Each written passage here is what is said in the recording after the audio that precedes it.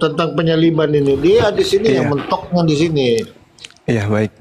Jadi ada orang yang berkata, wanita ini hamil. Kesaksian kemudian wanita ini, orang tersebut harus kita buktikan. Di USG, komputer, dipakailah alat-alat canggih sedemikian rupa untuk membuktikan wanita ini hamil. Kesaksian-kesaksian tadi ada 34 triliun manusia mengatakan wanita tersebut hamil. Tapi ternyata setelah diperiksa, dia nggak hamil. Orang macam apa yang masih percaya setelah pembuktian bahwa wanita ini tidak hamil, tapi tetap saja mengatakan wanita ini hamil? Modalnya seperti yang saudara Jerry katakan tadi. Modal kami iman. Nah, ini sebagai muslim saya harus meluruskan.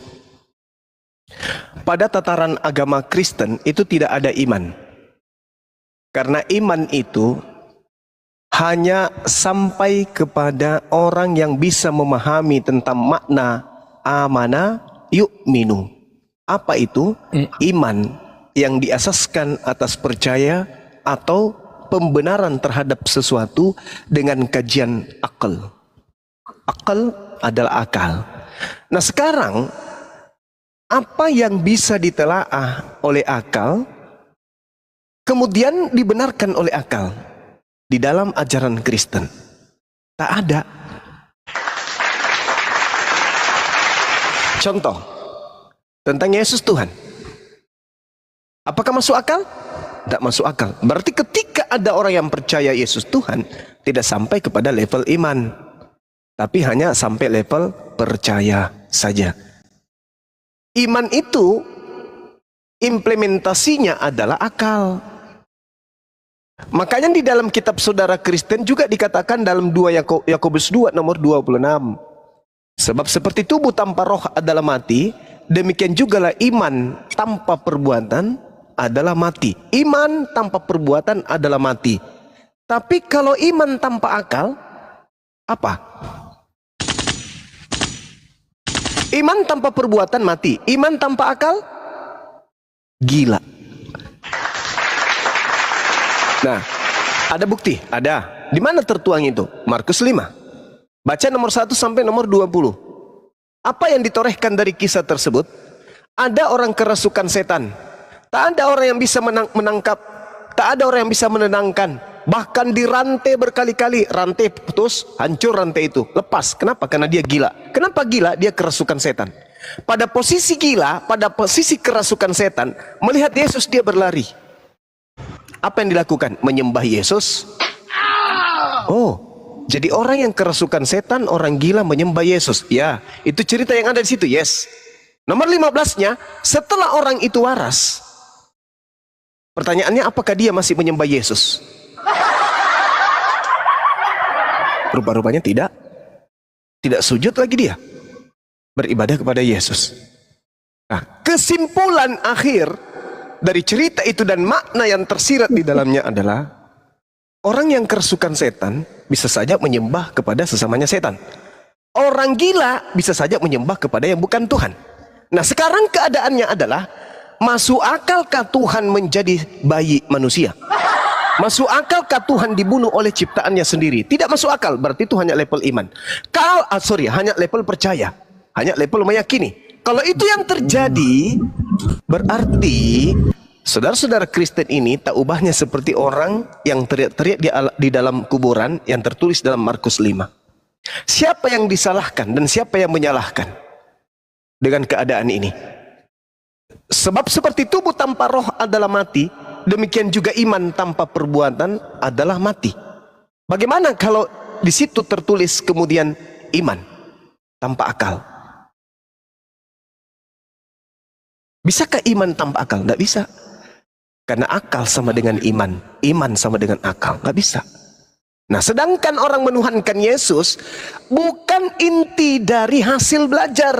Bukan inti daripada kajian ilmiah. Bukan.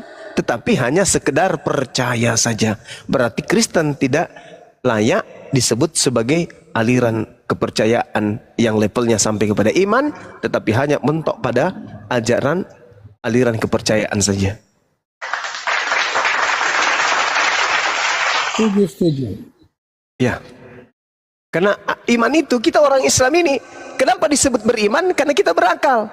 Karena kita berakal inilah kemudian sampai kita menemukan konsep bertuhan yang betul. Contoh, Qul huwallahu ahad. Katakanlah bahwa Tuhan itu satu. Harus mutlak satu Tuhan. Kenapa harus mutlak satu Tuhan? Karena alam jagat raya ini begitu luas, begitu besar. Kalau ada dua Tuhan, berarti ada kapling yang banyak akan terbagi dua. Tuhan yang sebelah barat, Tuhan yang sebelah timur. Begitu juga ciptaannya. Berarti ada ciptaan Tuhan yang di barat, ciptaan Tuhan yang di timur. Nah, sedangkan pola ini itu tidak masuk akal. Harus ada satu komando yang memiliki kemudian unsur perintah dan kehendak tertinggi, tidak ada di atasnya lagi dan tidak ada yang menyaingi. Itulah yang di dalam konsep Islam. Sedangkan di Kristen ada 3 pribadi dan 3-tiganya adalah Tuhan. Ini celaka ini. Sehingga ada tanya jawab dan pernyataan. Bapak, sekiranya cawan ini biarlah berlalu dariku, tetapi bukan atas kehendakku, tetapi atas kehendakmu. Ada 2 kehendak. Bahaya ini. Bahaya. Kalau yang satu memiliki kehendak berbeda dengan kehendak yang Tuhan yang satu, yang mana yang memiliki kemudian kedudukan tertinggi? Oh, ternyata setelah kita belajar Bible, kedudukan yang tertinggi dipegang oleh sembahan yang bernama Elohim, yang Kristen sebut dengan sebutan Bapa. Berarti yang Tuhan ini yang mana? Yang Bapa. Yang satunya, yang duanya apa? Pesuruh. Kok bisa? Yes. Karena mereka menyampaikan perkataan yang apa yang diperintahkan untuk ia sampaikan. Mereka melakukan pekerjaan sesuai dengan apa yang diperintahkan oleh yang senior. Berarti mereka junior. Kalau dia junior, berarti dia tidak setara dengan yang senior. Kalau demikian, Tuhan itu tetap satu. Yang duanya hanya dipaksakan menjadi Tuhan. Ini keadaan. Maka karena itulah saudara-saudara sekalian, saya sampaikan, bukan saya ngajarin kepada Kristen, saya ngajarin, tetapi kepada umat Islam enggak. Saya cuman mengingatkan kembali, Kristen ini bukan agama yang dihasilkan dari iman, tapi Kristen hanya sampai kepada level percaya saja. Yesus mengatakan apa? Kasihilah Tuhan. Dengan apa? Dengan iman? Bukan. Dengan percaya? Tidak. Dengan apa? Akal. Nah, makanya Rasul Muhammad SAW menerima pembelajaran pertama kali itu apa? Akal. Kok bisa? Yes. Iqra. Bagaimana orang bisa membaca tanpa akal? Orang buta bisa membaca kalau masih ada akal. Orang bisu bisa membaca kalau ada akal. Orang tuli bisa membaca kalau ada akal. Maka inti dari ajaran Islam itu adalah Iqra. Baca, baca, baca, baca dengan akal. Orang bisa membaca meskipun matanya buta, meskipun tuli, meskipun mulutnya. Kalau akalnya masih ada, maka orang itu bisa membaca. Nah, bagaimana dengan yang dikatakan oleh saudara Jerry tadi? Kembali kepada analogi yang tadi. Seorang wanita dituduh hamil. Seorang manusia dituduh Tuhan. Dengan kesaksian-kesaksian yang tidak selaras dengan fakta. Begitu diperiksa ternyata Yesus manusia. Dia berkata, aku Alfa dan Omega. Perkataan itu keluar dari mulutnya sebagai apa? Sebagai manusia. Akulah jalan, akulah kebenaran. Tidak ada yang sampai kepada Bapa tanpa melalui aku. Pada saat dia berkata seperti itu, dia sebagai apa? Sebagai manusia. Tidak pernah Yesus berkata sebagai Tuhan. Dia senantiasa selalu berkata sebagai manusia. Lalu mana ketuhanannya dia? Tidak ada. Yang menganggapnya Tuhan adalah kesaksian orang yang justru kemudian tidak bersama dengan Yesus. Nah, inilah saudara-saudara kita Kristen. Benar. Itu yang pertama. Yang kedua, tata cara iblis itu menyesatkan. Selalu menampilkan yang palsu-palsu. Adam alaihissalam diceritakan dalam Al-Quran, diceritakan dalam Bible, itu sama. Tertipu dengan adanya sesuatu yang buruk diperlihatkan baik oleh siapa? Oleh iblis. Semuanya palsu. Hidup kekal yang dijaminkan iblis pada Adam di Ganbi Eden atau taman di Eden atau di Jannah kalau di dalam Al-Quran, itu adalah keindahan semu yang dijanjikan oleh iblis. Jadi yang diperlihatkan iblis adalah sesuatu yang baik tapi palsu. Nah, kalau kita menelaah lebih jauh, Yesus ini Tuhan asli atau Tuhan palsu? Bible ini Lukas, Matius, Markus, Yohanes, Roma, Galatia, Filipi, Efesus, ini firman Tuhan yang asli atau Tuhan-Tuhanan yang palsu? Mereka ini adalah nabi rasul yang asli atau nabi palsu? Coba, ibadah minggu, apakah itu ibadah yang diperintahkan asli dari Tuhan atau ibadah yang diperintahkan oleh yang palsu? Iblis selalu memutarbalikkan sesuatu yang asli, sesuatu yang palsu seakan-akan asli. Coba kita lihat. Ada orang datang menjual emas ke kita nih, 1 kilo. Bang, ini adalah emas 1 kilo, pingin kujual. Mau ndak abang? Oh, tapi kenapa kemudian ini karet, bukan emas? Oh, pada mulanya adalah emas, sekarang sudah jadi karet. Nanti dia akan berubah lagi jadi emas. Ini gimana ceritanya? Nyata-nyata dia adalah karet disebut emas. Nyata-nyata dia manusia dikatakan Tuhan. Ini cara kerja siapa yang kayak gini-gini? Nyata-nyata Tuhannya adalah Theos dikatakan Allah. Nyata-nyata kitabnya adalah Bible disebutnya kemudian Alkitab. Nyata-nyata kemudian utusan disebut apostolos disebutnya rasul. Ini pekerjaan siapa ini yang suka berpalsu-palsu ria kayak begini? Yang suka menjual sesuatu yang tidak sesuai dengan isinya. Ini adalah Alkitab. Begitu dibuka isinya, ternyata bukan Al-Quran. Sembahan kami adalah Allah. Begitu kita lihat aslinya, ternyata di situ Theos, dewa. Paulus adalah rasul. Begitu kita lihat isinya, ternyata dia apostolos, utusan. Lalu apa ini? Ini kerja apa ini yang suka berpalsu-palsu ria? Sesuatu yang palsu dijadikan seakan asli. Sesuatu yang asli dijadikan palsu. Ini apa maksudnya yang kayak gini-gini? Nah, tipikal iblis itu seperti itu. Menampilkan sesuatu yang palsu seakan-akan asli.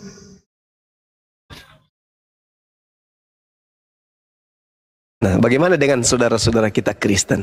Mau ndak teman Kristen ini mengakui bahwa sesuatu yang bukan asli pasti palsu? Bible yang asli menggunakan bahasa Yunani. Sekarang yang muncul di Indonesia bahasa Yunani atau bahasa Indonesia? Bahasa Indonesia. Masih asli? Masih asli? Enggak. Tapi maukah mereka mengakui itu palsu? Tidak.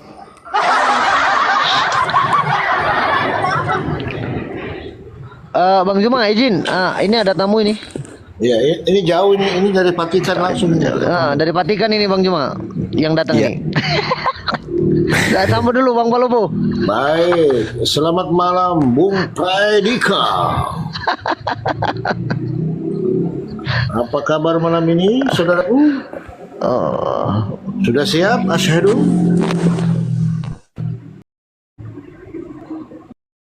Dia Halo. sama Tadi sempat merah sinyalnya Bang. Sabar dulu Bang. Mana tahu hotspot dia? Oke, Mana oke, tahu oke. hotspot dia ya kan? Udah lama dia cari Bang Suma katanya. Kemarin mana Bang Suma? Dapat sih. Didiknya Bang Juma. Iya. Sudah lama ini anak didik saya. iya Bang Jo. Itu kalau mangrove itu di bawah itu Bang Juma. Sekali Bang. Oh iya, naik mangrove, naik. Ini jamaah Bang Juma ini mangrove ini. Pintar sekali. Naik mangrove. Ada mangrove itu satu lagi. Mana Bang Ru? Oh, oke, siap. Oke, lengkap nih, ada 3 ini Bang. Ada 3 penantang ya. Oke. Selamat malam Bang Juma sama saudara-saudaranya semua. Apa kabar? Silakan. Muhammad kamu dia Muhammad di bawah ya nih. Udah jangan ribut kita ya, jangan ribut ya, jangan ribut ya. Ini cerita enak aja kita ya. Nah, sama tahu apa ini Bang Juma. Tadi saya dengar. silakan. Oke Bang Juma, makasih. Itu tentang Yesus sebagai Theos memang betul. Tapi Theos yang dari mana dulu? Yesus karena di Matius 28 ayat 18 mengatakan bahwa segala kuasa diberikan kepada Yesus di surga dan di bumi. Kalau Theos yang lain kan cuma di bawah, di bumi. Kalau Yesus di surga dan di bumi, itu kuncinya, kata kuncinya. Oke, baik. Boleh saya tanggapi? Sebentar Bang, Predisa di mute dulu Bang. Di mute dulu teman-teman, biar nggak doubling ya. Oke, silakan lanjut Bang. Oke, baik. Ketika ada pernyataan, ada 2 hal yang harus Anda selesaikan. Kalau Anda ingin mencapai kesempurnaan sebagai manusia. Dalam kajian ilmiah dan juga dalam kajian agama. Yang pertama adalah ucapan yang Anda kutip barusan. Menurut tradisi, Matius 28 nomor 18 yang Anda katakan barusan itu, dan juga nomor 15 dari 15 sampai 18 yang Anda ucapkan barusan, itu dituliskan nanti di atas abad ke-5. Itu dulu. Dan memang betul, data itu tidak ditemukan di Codex Sinaiticus dan Vaticanus. Itu yang pertama. Yang kedua, kita melihat kemudian buku Matius ini, menurut tradisi bapak-bapak gereja, buku ini dituliskan kemudian itu di tahun 60-an. Menandakan bahwa pada saat penulisan Matius itu tidak ada Yesus di situ. Nah, kaitannya dengan ditulis tahun 80-an, ternyata kalau kita melihat Matius 9 nomor 9, di situ sangat jelas kemudian tertulis bahwasanya penulis ini bukanlah murid Yesus. Coba Anda arahkan pandangan Anda kepada Matius 9 nomor 9. Setelah Yesus pergi dari situ, Yesus melihat seorang yang bernama Matius duduk di rumah cukai. Lalu ia berkata kepadanya, ikutlah aku. Maka berdirilah Matius lalu mengikuti Yesus. Ini bukti bahwa betul apa yang dikatakan oleh bapak-bapak gereja awal mula pada tahun 130 Masehi, bahwa Bible Matius itu dituliskan tahun 80, itu tidak bisa dipungkiri disebabkan narasi yang dibangun oleh Matius, oleh penulis Matius itu sendiri. Setelah Yesus pergi dari sana, Yesus melihat seseorang yang bernama Matius. Andaikan Matius murid Yesus ini, yang Lewi ini, yang menuliskan kemudian muridnya Yesus, maka tentu dia akan berkata, setelah Yesus pergi dari sana, dia melihat aku duduk di rumah cukai. Lalu Yesus berkata kepada aku, ikutlah aku. Maka berdirilah aku lalu mengikuti dia. Andai saja penulis Matius adalah murid Yesus. Sayangnya ini tidak. Jadi iman Anda, sekali lagi saya katakan, kepercayaan Anda itu tidak sampai kepada iman karena gugur demi kebenaran akal. Ternyata akal tidak bisa menerima Yesus itu adalah Tuhan. Tidak bisa. Karena kenapa? Kabar yang Anda sampaikan kabar dari orang yang bukan bertemu langsung dengan Yesus. Yang kedua, sekalipun orang itu bertemu dengan Yesus, pada prinsipnya yang ditemui di situ adalah manusia, anak Maria. Dia bukan Tuhan. Jadi Yesus mau dikemanakan pun tidak bisa Tuhan dia. Mau dibawa ke barat, ke timur, selatan, utara, ke atas, ke bawah, ke pinggir, ke tengah, bisa. Yesus tetaplah manusia. Tidak bisa jadi Tuhan dia. Makanya ketuhanan Kristen, konsep bertuhan di Kristen itu tidak masuk akal. Tapi melampaui akal, alias akal-akalan. Silakan. Oke Bang Juma, satu kali lagi. Saya mau saya gini Bang. Bang Zuma kan sering, saya udah lama ikuti Bang Zuma. Saya senang karena sangat senang dan bangga. Cuman menurut saya itu kadang sering Bang Zuma pakai, kadang tidak mengakui sebagai Matius sebagai murid Yesus, bisa membantahnya. Kadang Bang Zuma juga bisa memakainya, sering dipakai juga. Sekarang bagaimana bisa biar saya itu bisa terarah lah, bisa edukasi gitu Bang Zuma. Kadang Anda memakai, kadang Anda buang gitu. Menurut Anda gimana? Oke. Baik saudaraku, terima kasih, ini pertanyaan sangat menarik. Saya Muslim, tugas saya diajak oleh Rasulullah melalui Al-Quran, umatnya pun harus berseru kepada kebaikan dengan cara hikmah. Itu perintah Al-Quran itu. Saya Muslim juga diberi perintah, faqatilu awliya asyaitan, perangilah saudara-saudaranya syaitan. Jadi saudara setan itu ada yang harbi, ada yang zimmi, kalau dalam hitungan saya. Nah sekarang Anda bertanya, kenapa Anda menggunakan dalil-dalil Bible? Kadang Anda terima, kadang Anda tolak, kadang Anda pakai, kadang Anda ingkari dan seterusnya. Karena Al-Quran yang mengarahkan saya untuk melakukan itu. Di mana dalilnya? Al-Quran surah Al-Baqarah ayat 78 sampai 79. A'udzubillahi minasyaitonirrajim. Wa minhum ummiyuna la ya'lamunal kitab illa amaniya wa inhum illa yazunnun. Dan di antara mereka ada yang buta huruf, tidak memahami kitab kecuali hanya berangan-angan, angan-angan dan menduga-duga. Ingat, angan-angan dan menduga-duga. Fawailul lilladzina yaktubuna alkitaba bi aydihim thumma yaquluna hadza min indillah. Maka celaka orang-orang yang menulis buku dengan asas, dengan dasar hanya angan-angan, hanya menduga-duga. Celakalah mereka karena tulisan mereka sendiri. Mereka mengatakan ini dari Allah, padahal itu adalah tulisan tangannya mereka sendiri. Nah, poinnya adalah ada yang menulis buku dari hasil duga-menduga. Kalau orang menduga, ada benarnya, ada salahnya. Yang namanya dugaan, kadang benar, kadang salah. Namanya juga dugaan. Nah, kedudukan daripada hasil dugaan ini apakah firman Tuhan? Tidak. Kenapa? Karena firman Tuhan itu adalah pernyataan yang maha mengetahui. Jadi bukan dugaan, bukan hayalan, bukan angan-angan. Kenapa? Karena ini adalah perkataan yang maha mengetahui, yang menyaksikan, yang maha melihat. Nah, itulah kalamullah. Sedangkan yang menduga-duga dan yang berangan-angan ini tulisannya bisa benar, bisa salah. Berarti posisinya adalah hanya surat kabar. Apa itu? Berita yang dikabarkan. Apa itu? Pemberitaan yang disampaikan. Apa itu? Cerita yang diinformasikan. Dari hasil mana? Dari hasil penyelidikan. Kok penyelidikan? Ya, sebab apa yang diceritakan bukan pada zaman dia hidup. Nah itu. Kalau Anda mengatakan kenapa Bang Zuma terima, kenapa Bang Zuma? Karena tulisan yang ada di Bible itu adalah hasil duga-menduga.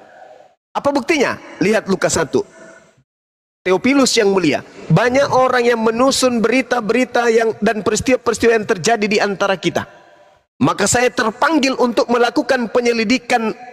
Maka aku terpanggil untuk melakukan penyelidikan agar aku susun kembali untukmu. Melakukan penyelidikan. Apa itu namanya?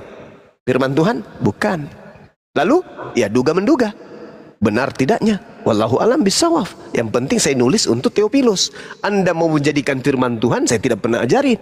Saya tidak pernah mengatakan, wahai manusia, tulisanku ini adalah wahyu dari Allah. Tidak. Bahkan kalau saudara jeli, 13 buku Paulus yang ditulis oleh Paulus, itu bukan untuk seluruh umat manusia.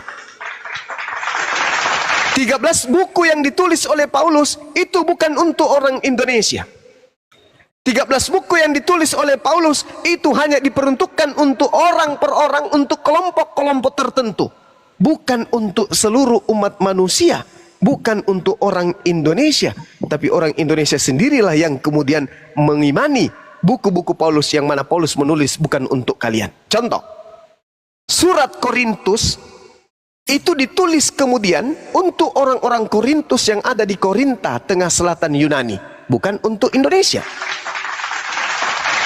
Surat Filipi itu ditulis kemudian untuk kemudian ditujukan kepada orang yang ada di Filipi, di Manusipal, Filipoi, di Yunani, bukan untuk Indonesia.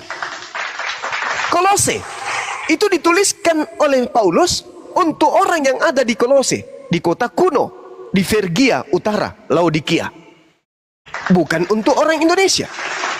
Kitab Galatia dituliskan Paulus untuk orang yang ada di Galatia, di Ankara, Turki, bukan untuk orang Indonesia. Filemon, Paulus tuliskan buku itu kemudian untuk seseorang yang bernama Filemon di Afria, Arkhipus, orang yang ada di Kolose, wilayah Efesus, bukan di Indonesia. Begitu semua.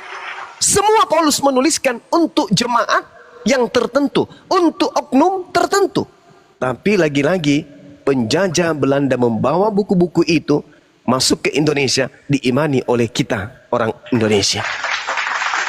Padahal kalau Anda belajar, Paulus menuliskan surat mereka, surat dia untuk mereka dari Paulus, Rasul Yesus Kristus, untuk saudara-saudaraku sepelajar yang ada di Laodikia misalnya. Loh, bukan di Indonesia. Gimana ceritanya? Bahkan kitab Timotius itu ditulis oleh Timotius untuk seorang manusia yang bernama Timotius. Timotius sendiri adalah putra seorang perempuan Yahudi bernama Alineke. Dan bapaknya berdarah Yunani.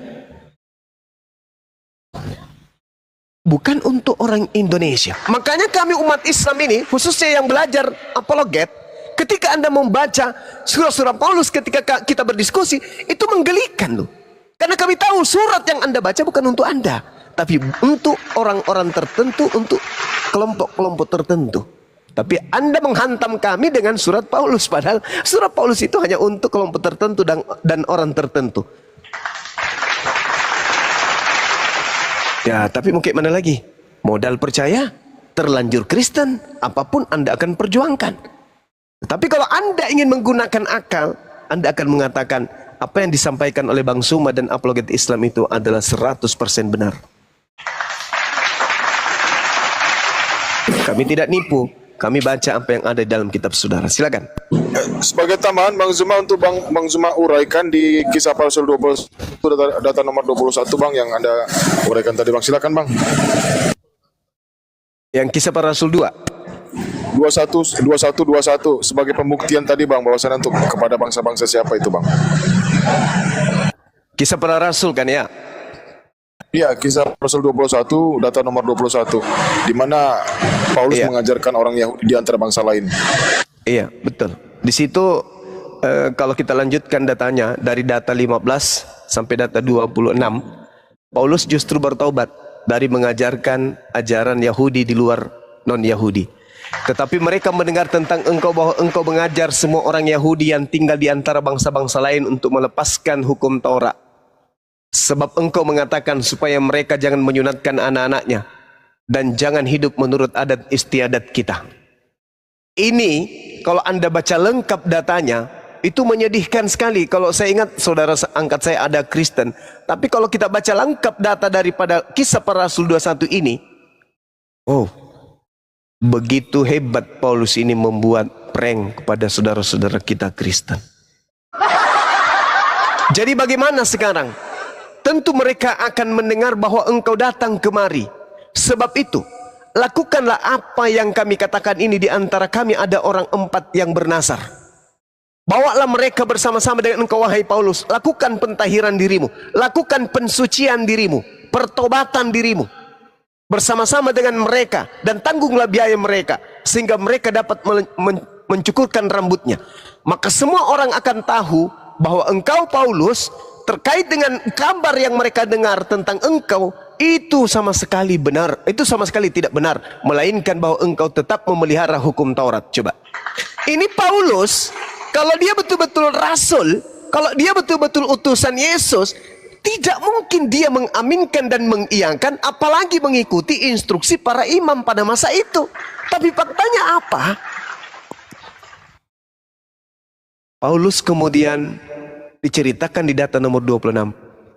Pada hari berikutnya, Paulus membawa keempat orang-orang itu beserta dengan dia, dan Paulus mentahirkan dirinya bersama-sama dengan keempat orang tersebut. Lalu Paulus masuk ke bait Allah untuk memberitahukan bila mana pentahirannya, pertobatannya akan selesai dan persembahan akan dipersembahkan untuk mereka masing-masing. Masih mempersembahkan Paulus ini. Paulus masih melakukan persembahan. Persembahan apa lagi nih? Kalau orang Yahudi melakukan persembahan, maka yang dipersembahkan adalah kurban hewan. Wow. Berarti Paulus setelah keluar mengajarkan hukum Taurat itu batal karena matinya Yesus di atas tiang salib. Begitu pulang ke Yerusalem, ternyata Paulus bertaubat dari mengajarkan ajaran tersebut. Subhanallah. Ini dalil. Makasih adindaku Bang Erik. Kisah Para Rasul 15 sampai data nomor 26. Berarti tergenapilah Bang di Matius 15:23 itu ya Bang. Betul sekali. Tergenapi. Nyahlah daripadaku. Itu nomor 15 Bang. Kedatangan orang-orang angkatan ini jahat kepada bangsa. Enggak, Matius 7 nomor 15 yang bahwasannya nabi palsu dan nabi-nabi kepada orang palsu. Yahudi. Ya. Iya. Waspadalah kepada nabi-nabi palsu yang datang kepadamu, yang nyamar seperti domba, padahal dia adalah serigala yang buas. Dari ajarannya. Iya, silakan. Oke. Silakan Pre. Bang Mangrove di mute dulu ya. Di mute dulu Bang Mangrove ya. Mangrove mau tanggapin dulu. Oh, udah di mute. Silakan Bang Pre. Bang Mangrove mau tanggapi. Bang Mangrove pusing, Bang. Pusing dia. Udah Pusing oleng. dia, Bang. Udah oleng kapal. Udah oleng. Nice. Ya silakan bro. Ya, dimohon Pre. jangan mencela ya Bang. Dimohon jangan mencela ya Bang. Itu tadi semua data dan fakta yang diuraikan Bang Zuma. Dimohon jangan mencela. Kita nih adalah komal edukasi Bang, memberikan pembelajaran kepada teman-teman yang ada di bawah. Baik itu diterima atau tidak itu terserah Bang pribadi masing-masing. Silakan Bang. Ya. Lanjut Bang Fredrik. Lanjut ya. Ya, oke. Saya mencoba aja karena itu yang dibicarakan oleh Bang Zuma itu kan terlalu banyak, terlalu luas gitu ya. Nah, biasalah mungkin kalau dia biasa ceramah ya begitu ya. Jadi itu boleh-boleh aja. Tetapi ketika itu masuk ke dalam teks-teks Alkitab, satu poin saja yang tadi saya ambil ya, bahwa ternyata untuk membangun dalilnya bahwa Injil-Injil itu surat-surat yang dikirim oleh Paulus itu adalah hasil dari penyelidikan, lalu mengutip Lukas pasal yang pertama ayat yang pertama sampai yang ketiga. Cuman sayang saja Bang Zuma, kenapa hanya mengutip bagian-bagian itu, padahal sebenarnya penegasan Lukas itu kembali ke Injil Lukas tadi ya. Kalau lihat di dalam Injil Lukas pasal yang pertama, harusnya fair juga dong, ya. Bahwa kalimat yang terakhir itu, di bagian keempat itu, supaya engkau dapat mengetahui bahwa segala sesuatu yang diajarkan kepadamu sungguh benar. Jadi, apa yang dinyatakan oleh teks yang dibaca oleh Bang Zuma tadi harus sampai di bagian itu. Akhirnya apa? Apa yang sudah didengar oleh jemaat awal, atau mungkin kita sebutlah di sini sebagai tujuan dari tulisan ini yang ditulis oleh Lukas untuk Theophilus, bahwa dia sudah mendengar sebelumnya. Ya, dia sudah mendengar sebelumnya ada pengajaran-pengajaran dan dia tahu ada banyak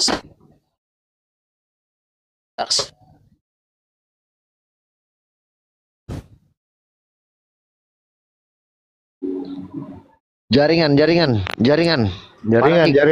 Mereka yang sudah berusaha untuk membukukannya.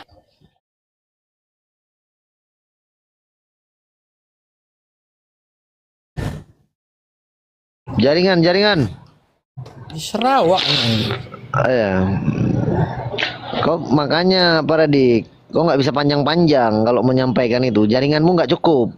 Pendek aja gitu. Biar kami yang panjang di sini nyampaikannya. Membukukannya ya, dia membukukannya melalui proses yang Tengoklah. Oke, udah kita buktikan Itu tidak disangka ya. ucapan kita kosong kembali daripada Lukas ini. Ya, Dia silakan. belum apa itu Bang Juma, karena dia nggak akan dengar kita itu. Jaringan dia Oh merah. gitu. Walah. Iya. dan akhirnya adalah supaya engkau dapat mengetahui. Ya, Kan? terus Predik. Ini beli paket dulu, beli paket. Nah, kelas hotspot deh nih Bang, enggak? Hotspot tapi Oke ya. mungkin Sarawak dia ini. ya, silakan Supaya Bang. Ada lagi?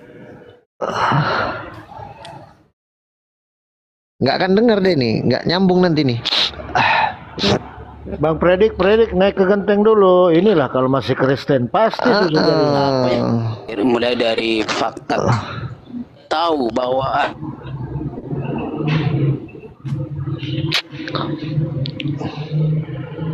Maksudnya gimana ini? Kita mau nanggapin pun dia nggak paham ya. Iya, mau ditanggapin bingung Bang Jum. Poinnya belum dapat kan? Apa poin dia? Saya tanggapi Bang Juma ya. Ya silakan, Mang Rob aja Oke, dulu. oke. Di mute aja Bang Bang Predik, Robo, si saya mute dulu ya. Pradik. Saya predik ya. Mute aja mute. Oke, jaringan Bang. Jaringan Silakan. itu Predik itu. Boleh Ya, saya Mang Rob bicara? silakan. Oke, pertama kita lihat Bang Juma tadi. Bang Juma sangat benar. Bacanya jelas dan saya itu sangat jelas ya. Tapi saya harus mengatakan bahwa itu memang Paulus mengirimkan surat kepada jemaat-jemaatnya setiap wilayah atau setiap daerah. Contohnya di Galatia, di Korintus, betul. Tapi kita lihat dari 2 Timotius 3 ayat 16 sampai 17 mengajarkan bahwa Alkitab itu bermanfaat dan berguna. Apa manfaatnya? Itu tentang untuk mengajar, untuk menyatakan kesalahan, untuk memperbaiki kelakuan, dan untuk mendidik orang dalam kebenaran. Itu surat Paulus ya. Jadi tidak ada bertentangan dengan apa yang dikatakan Yesus. Kita lihat dari di Roma juga, Roma 10 ayat 9.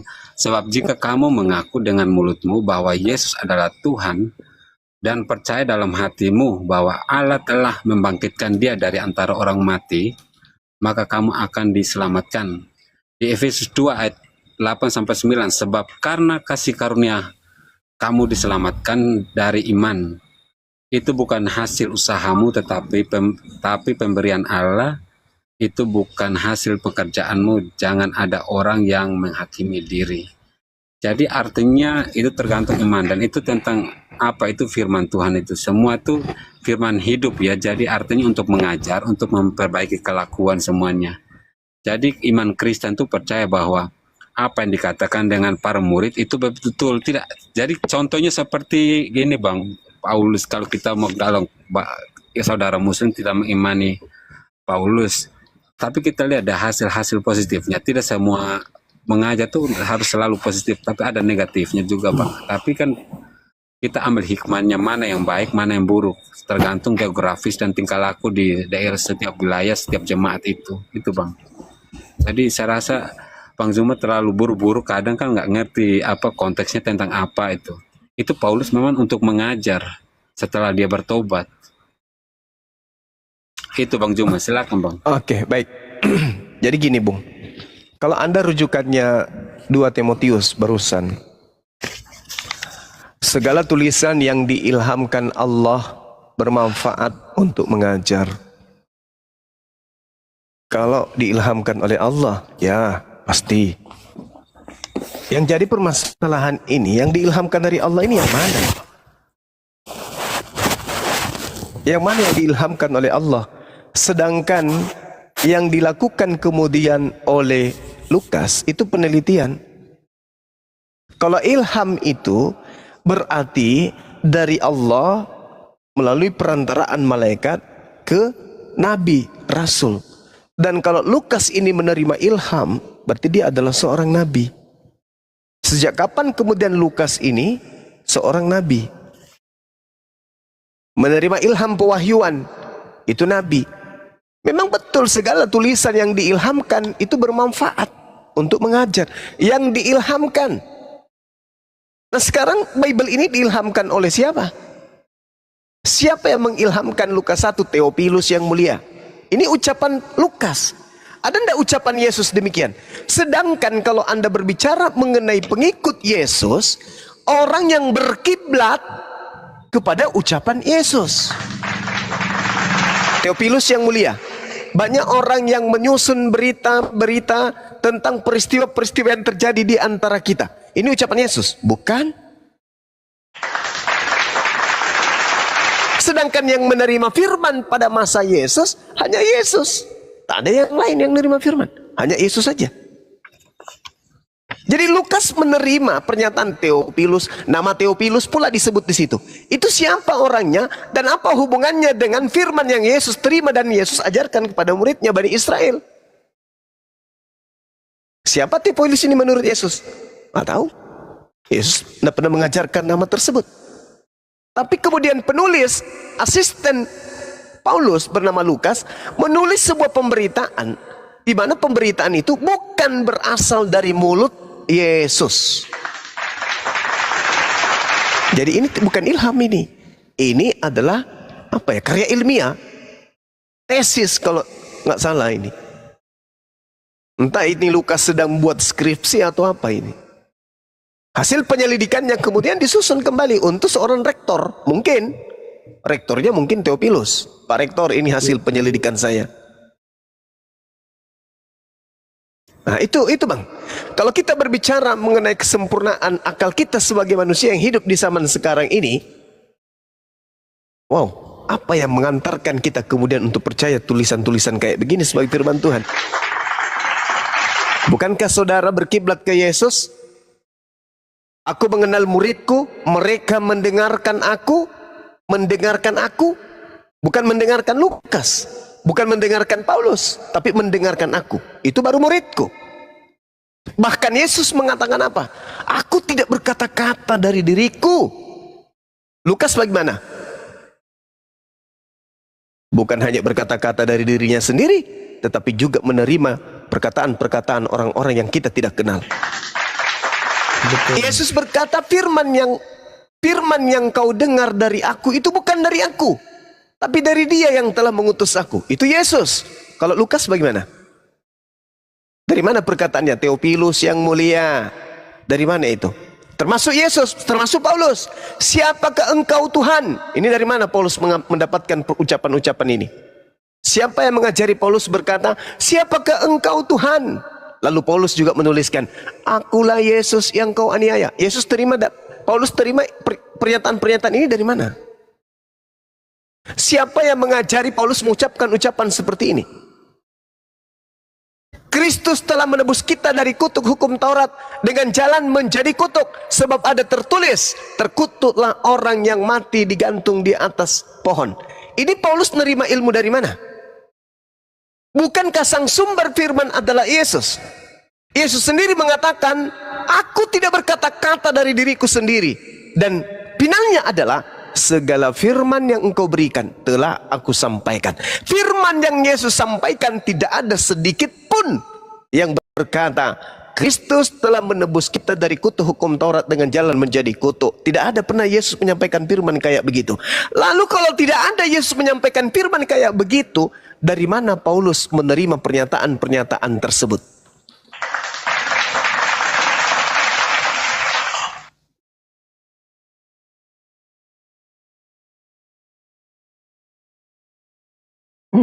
Ya, udah bisa ditanggapin, Bang Zuma? Silakan. Oke, silakan, Saudara Kristen. Kalau mau ditanggapin. Ya, Siapa ini? Sorry ya, tadi keputus sayang. Iya, sinyalmu tadi Paradep. Oh iya ya, jadi bingung juga ya. Iya. Oke, silakan kalau mau ditanggapin, silakan. Oke ya, sepotong juga saya dengar dari Bang Zuma. Tapi begini, mungkin Bang Zuma harus dulu memahami apa yang disebut dengan firman Allah di dalam konteks Kristen, nah lalu firman Allah di dalam konteks Muslim ya, supaya tidak memaksakan konteks Muslim kepada Kristen. Nah begini ya, kalau kita melihat apa yang disebut dengan kata firman Allah atau atau kata kitab suci dalam Perjanjian Baru, itu yang dipakai secara sengaja untuk mengutip perjanjian lama, maka bunyinya begini, itulah yang di dalam Timotius 2 Timotius 3 itu Bang Zuma, yaitu segala tulisan.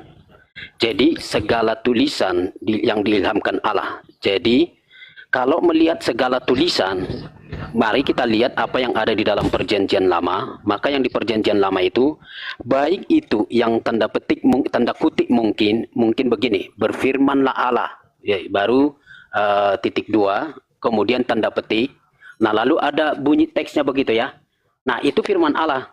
Tetapi di dalam konteks apa yang disebut segala tulisan, apa yang tertulis di dalam kitab nabi-nabi, baik di dalam mulai dari Torah sampai kitab terakhir itu adalah firman Allah. Nah artinya begini, jadi tidak bisa dipaksakan seolah-olah seperti maksudnya Bang Zuma, kalau perjanjian baru itu bukan firman Allah karena itu adalah tulisan Lukas, Matius, Paulus dan segala macam.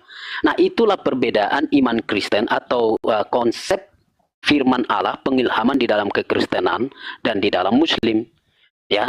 Jadi kalau paksakan yang dari Muslim kami ke Kristen, jelas tidak nyambung. Atau sebaliknya, jika Kristen memaksakan itu kepada Muslim, maka Kristen tidak akan pernah bisa menerima kitab suci Anda, karena kami tidak pernah mengakui kitab yang seperti Anda, gitu loh. Yang diturunkan itu, kami tidak mengerti kata diturunkan bagi kami, tapi kami diilhamkan melalui para penulis. Jadi jangan dipaksakan lalu seperti mengobrak-abrik, ini dari mana dapatnya Lukas, dari mana dapatnya Matius dan segala macam. Karena Anda memaksakan konsep Anda. Saya belum kejar Anda soal kitab suci Anda. Kalau itu pun kita mulai lagi predikal. Minyak mur. Predik, kau ini tadi di bawah turun di.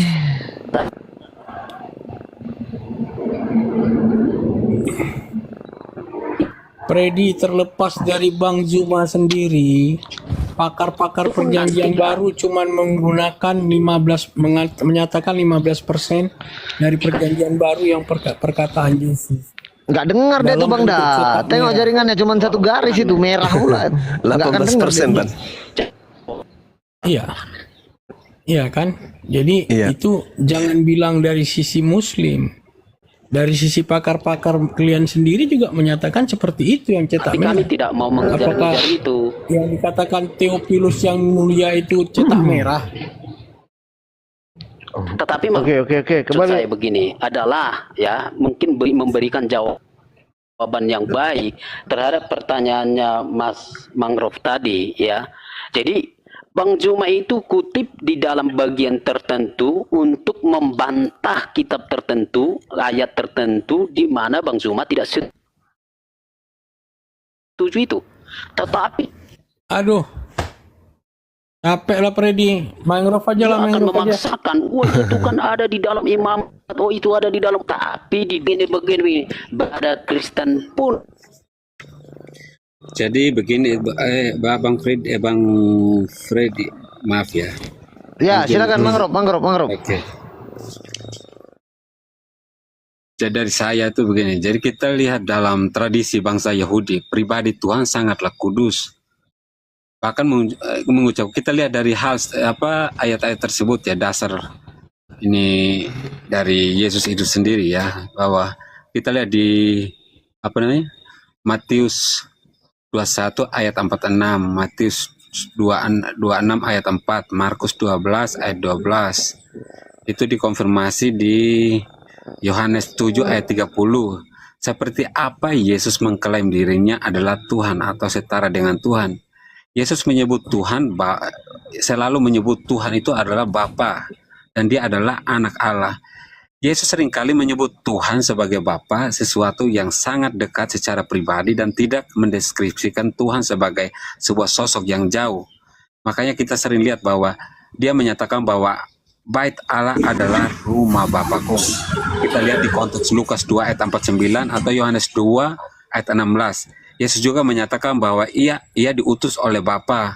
Betul Bang Zuma, karena ini saya rasa saya tuh mengerti bahwa saudara Muslim itu memang karena bukannya ini ya, ini memang sangatlah ini ya, kalau nggak bisa, kalau harus menyamakan ya. Contohnya saya tahu bahwa saya hargai kalau di saudara Muslim bahwa saya sering baca sih, tapi saya nggak bisa ini ya menafsirkan di Quran juga kalau Tuhan, kita tahu bahwa Tuhan itu memang sangat maha tahu, sangat berkuasa.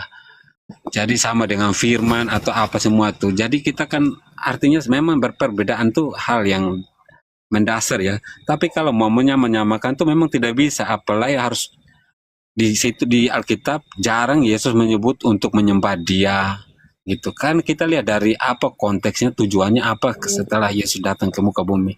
Kita lihat bahwa seluruh kalender itu mengikuti dan digenapi oleh Yesus Kristus sendiri. Yesus loh ada berapa gelar namanya tuh sampai 100 digelarkan, namanya tuh 114 gelar itu Bang Zuma. Dari mana saat di manusia di muka bumi ini ada namanya sampai lebih dari itu 114 gelar? Tidak ada Bang Zuma. Silakan Bang Zuma. Oke, baik. Jadi ini kembali lagi kita membahas tentang sesuatu yang irrasional untuk dipaksakan menjadi rasional. Gini Bung, menurut saudara Tuhan itu satu, dan menurut Bible Tuhan itu adanya di surga. Analisa Anda sebagai orang yang berakal, ketika Tuhan yang satu ini turun ke bumi, di surga apa masih ada Tuhan? Oh, saya boleh jawab ya? Ya. Saya senang kalau saya bentar ya, saya sering di Komal tuh saudara Muslim selalu pakai akal. Bang Juma kan ini kan kata dasar ya, paling mendasar, anak SD pun mengerti. Kalau pakai akal, Tuhan tuh bisa, bagi Tuhan tidak ada yang mustahil, apapun yang dia mau itu pasti terjadi. Bukan berarti harus kosong. Kita tahu bahwa sedangkan Bang Juma kan sering di Komal manapun orang Kristen mengatakan bahwa Tuhan itu adalah satu. Allah itu ada satu dan Allah itu roh, tidak bisa dilihat. Manusia itu kan perbedaannya di situ, maka kita lihat nih di situ harus perbedaannya di situ. Tuhan ada di surga. Ini saya ikuti irama dogma gereja ya. Tuhan ada di surga. Tuhan itu satu. Ya. Ketika turun ke bumi, di surga masih ada Tuhan. Tuhan itu kan roh. Jadi di mana-mana aja. Bukan jadi Yesus ini bukan Tuhan. Tidak dibatasi ruang dan waktu. Saya mengerti dengan aula. Enggak, Tuhan ini satu. Dengan ruang dan waktu. Betul, satu. Tuhan ini satu, betul? Satu. Ya. Nah, ketika turun ke bumi menjadi bayi, Tuhan yang satu ini tidak tetap. Dia tidak dibatasi ruang dan waktu kan. Dia adalah roh. Loh, Anda membatasinya, bukan saya. Anda yang membatasinya. Gak dibatasinya, itu kan kemanusiaan. Anda mengatakan Tuhan manusia ini adalah Tuhan Yesus. Ya, kok itu jadi saya kemanusiaannya, firman-Nya menjadi manusia. Berarti Anda membatasi karena dia menjadi manusia. Loh, Alkitab yang sendiri mengatakan demikian. Kita bukan saya tidak bawa Bible Anda, saya membawa data daripada dogma gereja. Kalau bawa Bible menang di saya, karena Yesus di Bible mengaku bukan Tuhan. Nggak apa-apa Bang Zuma, maksudnya kan edukasinya gini kan, saya juga nggak mungkin bukan. Alkitab kalau itu. Bible kan saya udah capek nih. Bible memuntahkan isinya, Bible Yesus sama dengan bukan Tuhan. Itu Bible. Tapi Anda memaksakan Yesus Tuhan. Nah sekarang pertanyaan saya, Tuhan itu satu? Ya. Di mana menurut Kristen? Di surga. Tuhan yang satu ini satu loh, satu. Berarti nggak dua. Yang satu ini turun ke bumi. Apakah di langit masih ada Tuhan? Ya, karena Anda Yohanes 1 ayat 1 Bang Zuma nggak paham. Dari situlah yang kacau udah. Ya Allah ya Karim. Jadi yang turun ke bumi ini Tuhan atau bukan? Kan manusia, firman menjadi manusia, firmannya yang Allah. Firman ini sendiri Tuhan atau bukan?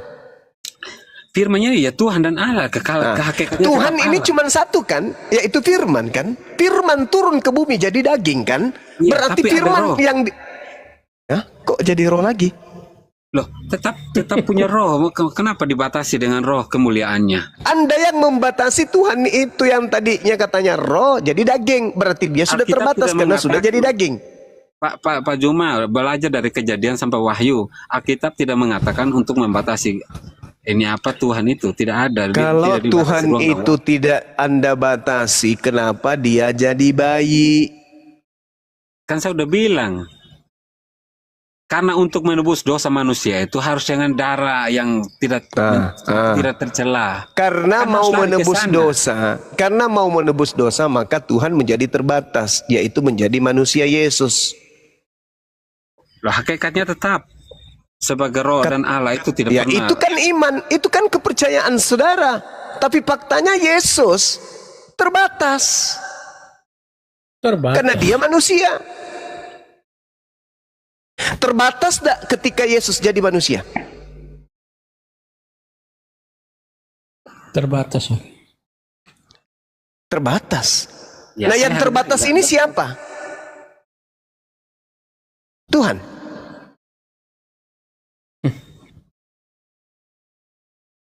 Anda mengatakan Tuhan tidak terbatas. Nah, yang menjadi manusia ini siapa? Loh, makanya kita harus compare dengan semua ayatnya isi Alkitab kali seperti yang tadi. Kalau itu, apa Alkitab lagi, yang saya gunakan, Bang, kesaksian Yesus, dia bukan Tuhan. Dia utusan Tuhan. Itu kesaksian Loh, Yesus. itu nama gelarnya betul karena Bang Zuma kan nggak akan menjauh dari perjanjian lama. Kesaksian Yesus, dia utusan Tuhan, dia anak manusia. Dia tidak pernah mengatakan dia adalah Tuhan yang datang dalam rupa manusia. Nggak pernah Betul, Yesus tapi- mengatakan itu. Betul, tapi Nah, Tuhan Yesus berarti tidak pernah siapa menolak yang kalau- membisikkan Anda? Siapa yang mengajarkan Anda? Yesus adalah Tuhan yang inkarnasi menjadi manusia. Siapa yang ngajarin Anda? Ya dari Alkitab sendiri, Bang. Kita lihat dari Yesus murid bukan Yesus yang mengajarkan Anda itu, bukan? Ya kita lihat dari Thomas kalau Enggak, satu. yang saya tanya, bukan Yesus yang mengajarkan Anda demikian? Loh, Yesus kan adalah firman itu sendiri. Alkitab itu kan La firman. haula yang wala hidup. quwata illa billah. Saya katakan, yang mengajarkan Anda bahwa Yesus itu adalah Tuhan yang berinkarnasi menjadi manusia, itu siapa? Bukan Yesus. Ya dari firman Tuhan. Bukan Firman Yesus. Tuhan siapa? Bukan Yesus. Ya firman Tuhan kan dari roh Yesus itu Enggak, sendiri, loh, Bang. Yesus sudah ada di bumi loh. Anda butuh Iya. firman dari mana lagi ketika Tuhan Itu Anda sudah ada di kemanusiaannya bumi? mengatakan begitu, Ketika Tuhan Anda sudah ada di bumi, Anda masih butuh firman dari mana? makanya dia sebagai imam besar gelarnya. Iya, sebagai imam besar di mana dia mengatakan aku adalah Tuhan yang datang dalam rupa manusia?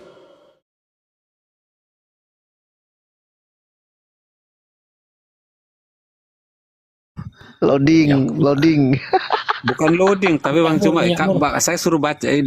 Bang Zuma kan udah tahu nih, Yohanes 1 ayat 1 sampai Yohanes 1 nomor 1, pada mulanya adalah firman. Firman itu bersama-sama dengan Theos. Firman yang bersama-sama dengan Theos, bukan Yesus. Yesus nanti ada ketika dia dilahirkan ibunya. Makanya di dalam Yohanes 8:42, aku datang menjadi manusia, bukan atas kehendakku sendiri. Bang Zuma, sama tanya Bang Zuma, boleh tak? Boleh, dikit Boleh. aja. Boleh. Kita tahu bahwa Al-Quran kan diwahyukan untuk diturunkan Allah mengutus malaikat Jibril untuk mewahyukan kepada Nabi Muhammad, iya kan? Iya. Betul kan? Betul. Ya sama seperti Yesus lahir itu malaikat Gabriel juga yang mengatakan. Berarti bagaimana konsep ini? Anda Yang percaya mana bahwa di dalam malaikat- Oke, saya udah paham. Yang mana di dalam konsep Islam Allah yang nuzul menjadi manusia? Yang mana? Artinya itu perkataan malaikat loh. Bohong berarti. Yang mana perkataan malaikat yang Anda maksud? Tentang kelahiran malaikat Gabriel membisikkan kepada dalam mimpi kepada ini Bunda Maria. Ibu. Iya, betul. Ya, Betul. apa di situ kebohongan malaikat berbohong? Iya, yang datang kemudian kepada Maryam, malaikat Roh Kudus memberitakan bahwa dia akan mengandung Lahirkan. seorang laki-laki suci, seorang manusia, bukan Iya. Tuhan. Terus dinamai apa? Itu kata malaikat loh. Isa putra Maryam. Isa anak laki-lakinya Maryam, bukan manusia. Bukan Tuhan, dia adalah anak manusia. Nama ibunya Maryam. Lalu Tuhan itu. Anda sama-samakan dengan Di situ, Yesus yang adalah Tuhan menurut Anda itu di mana samanya? Nabi Isa manusia suci. Dia manusia. Tak ada kemudian ketuhanan pada diri yang nggak ada. Dia manusia Iya, maksudnya yang itu dianugerahkan kemudian kenabian. Kalau di Quran mengatakan bahwa dia adalah manusia atau dia sebagai utusan sang Isa Al-Masih. Kalau di Bible, Yesus mengaku Tuhan pencipta langit dan Nah, bumi. makanya dia Sorry, Tuhan, terlalu itu tinggi. Allah. Yesus mengaku Tuhan datang dalam rupa manusia. Bukan, ini kita fokus ke malaikatnya dulu. Malaikat mengatakan menamakan dia itu apa, Yesus itu. Malaikat menamainya Isa. Ya. Iya, Malaikat itu di Qur'annya. memberikan informasi nama anak itu Isa. Ya, itu di Quran benar. Isa ini bukan orang bisu. Ketika dia datang, benar-benar datang sebagai manusia, dia mengaku sebagai rasul, dia mengaku sebagai nabi. Begitu juga Yesus, dia bukan orang bisu. Ketika ia datang di tengah-tengah muridnya, di tengah-tengah bangsanya Bani Israel, dia mengaku nabi, dia mengaku hamba Allah, dia mengaku sebagai utusan Allah. Kristen muncul belakangan mengaku Yesus adalah Tuhan yang datang dalam rupa manusia. Pertanyaannya, adakah Yesus keluar dari mulutnya ucapan tersebut, dia adalah Tuhan yang berinkarnasi menjadi manusia? Adakah? Never, Bukan. never. Bukankah Yesus ini yang sang sumber ilmu? Bukankah Yesus ini sang penerima firman? Di mana firman yang mengatakan kalau dirinya mengaku dia adalah Tuhan yang datang dalam rupa manusia? Di mana itu? Ada? Yang berhak mengatakan tentang dirinya siapa adalah Yesus sendiri. Di luar dari Yesus, yang lebih tahu tentang Yesus adalah ibu yang 33 tahun merawatnya. Apa kata Yesus tentang dirinya? Apa kata ibunya tentang anaknya? Bandingkan dengan ucapan-ucapan Kristen yang bukan sesama dengan Yesus, bukan keluarga Yesus, bukan tetangga Yesus, bukan sepupunya Yesus, tapi memberikan satu konsep yang sangat luar biasa. Yesus adalah inkarnasi daripada Tuhan. Dari mana kalian tahu itu? Dari Yesus? Tidak. Dari ibunya? Tidak. Dari bapak tirinya? Bukan. Dari sepupuannya? Tidak. Dantennya? Bukan juga. Pamannya? Bukan juga. Lalu dari mana Kristen mendapatkan ilmu itu? Dari bapak-bapak gereja.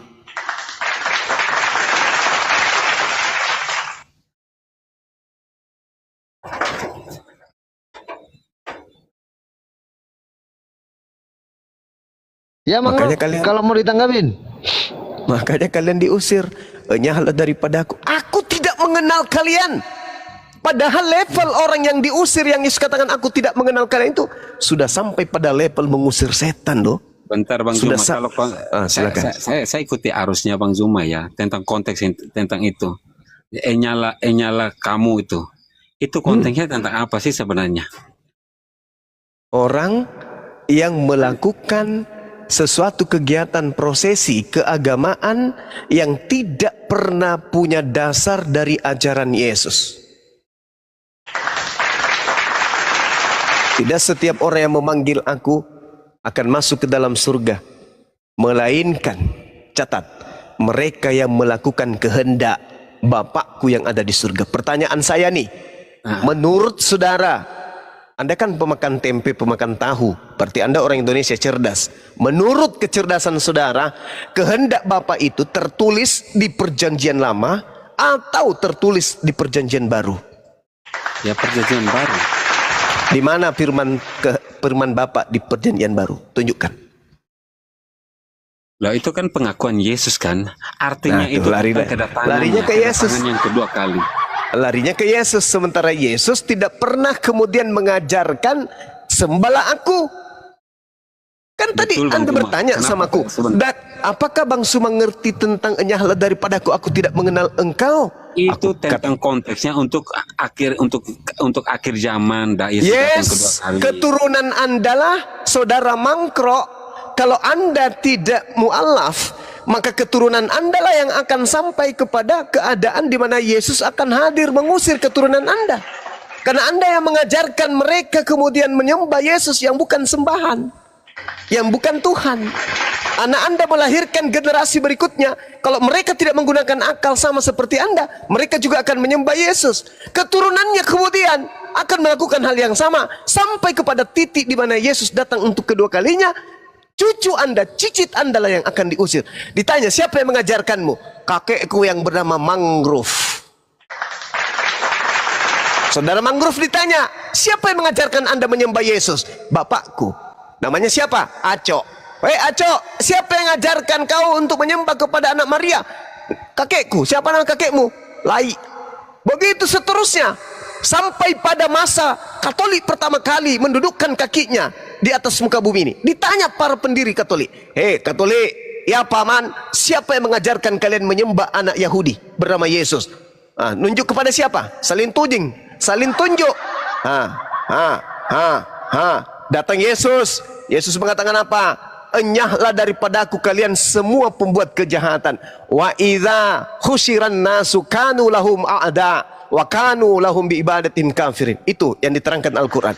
Pada saat manusia semua akan dikumpulkan, apa yang mereka sembah selain daripada Allah akan mengingkari sembahan-sembahan mereka, dan pujian-pujian yang mereka sanjungkan kepada yang mereka sembah akan diingkari oleh yang dia sembah. Apa buktinya? Al-Quran ini betul. Matius 7 nomor 22-23. Pada hari terakhir, banyak orang akan berseru kepadaku, Tuhan, Tuhan Yesus, Yesus, Tuhan, Tuhan. Bukankah kami telah bernubuat pakai namamu, bermukjizat pakai namamu, mengusir setan pakai namamu, dan juga bermukjizat pakai namamu, Yesus. Apa kata Yesus? Pada hari itulah aku akan berterus terang kepada mereka. Enyahlah, pergilah daripadaku. Engkau semua pembuat kejahatan. Aku tidak mengenal kalian. Engkau semua adalah pembuat kejahatan. Kenapa kalian diusir? Kenapa? Bukankah kalian sudah melakukan apa yang menjadi pokok pondasi kepercayaan Kristen? Ibadah minggu, makan babi, tidak bersunat, tidak menjalankan hukum Taurat lagi, tidak lagi sabat, tetapi menyembah Yesus. Semua kalian lakukan. Sampai pada level kalian sudah mampu mengusir setan, bermukjizat, bahkan meramal kalian sudah bisa. Tapi kenapa Yesus mengusir kalian? Tanda tanya besar. Besarnya sebesar bola dunia. Ada apa? Kalian diusir, padahal iman kalian, kepercayaan kalian itu sudah sampai kepada, dalam nama Yesus kukutuk kepalanya bom-bom menjadi batu tawas. Bum, jadi batu tawas. Sudah sampai level itu loh. Tapi kenapa kalian diusir? Karena kalian tidak melakukan kehendak Elohim. Apa kehendak Elohim? Baca Ulangan 4. Jangan kau menambahi firmanku, dan jangan kau menambahi firmanku. Itu kehendak Bapa. Terkutuklah orang yang tidak melaksanakan hukum Taurat dengan perbuatan. Dan semua orang harus berkata amin. Ulangan 27 nomor 26. Tuh, lihat. Itu kehendak Bapa. Jangan membunuh. Jangan bersaksi dusta. Jangan mencuri. Jangan begini orang lain. Jangan ada ilah lain di hadapanku. Kalian membuat ilah lain bernama Yesus. Itu kehendak Bapa. Jangan ada yang lain di hadapanku. Itu kehendak Bapa. Tapi kalian membuat ilah baru bernama Yesus yang berasal dari seorang anak bayi Yahudi. Pantas nak kalian diusir oleh Yesus? Pantas. Kenapa? Karena kalian membuat Bapa baru, yaitu Yesus. Yesus tidak mengajarkan itu. Makanya dalam Al-Quran, wa isqalallahu ya Isa bin Maryam, a anta qulta linnas tahizuni wa ummi. Wahai Isa, anak laki-lakinya perawan suci bernama Maryam yang hidup di tengah-tengah Bani Israel. Adakah engkau mengajarkan orang cupu-cupu ini untuk kemudian menuhankan dirimu dan juga ibumu selain daripada aku? Apa kata Nabi Isa? Qala subhanaka ma yakunu li an aqula ma laysa li bihaq. Maha suci engkau ya Allah, tidaklah mungkin aku berkata sesuatu yang bukan hakku untuk aku katakan. Yohanes 12:49, aku tidak berkata-kata dari diriku sendiri.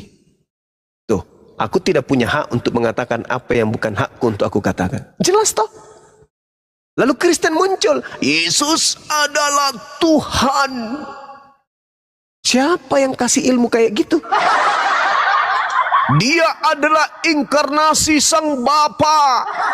Yang ngajarin siapa? Barang siapa yang berkata Yesus adalah Tuhan, dia akan diselamatkan. Kata siapa? Keselamatan adalah menyembah dalam nama Bapa, Yesus dan Roh Kudus. Kata siapa? Siapa yang ngajarin?